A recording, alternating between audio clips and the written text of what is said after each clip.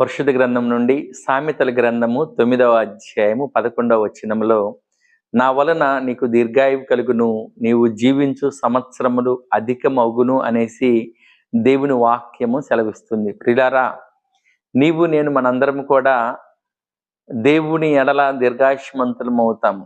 కనుక యేసు ప్రభువారు మాత్రమే మనకు దీర్ఘాయుష్నిచ్చే గొప్ప దేవుడు. మనము జీవించే సంవత్సరములు అధికములవుతాయి.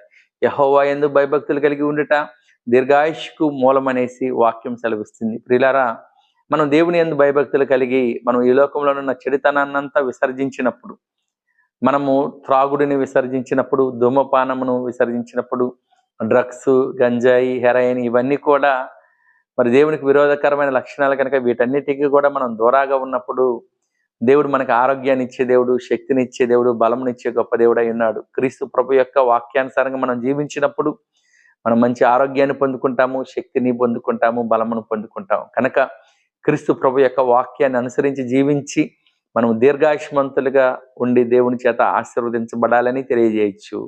దేవుడి వాక్యమును దీవించునుగాక. ఆమేన్.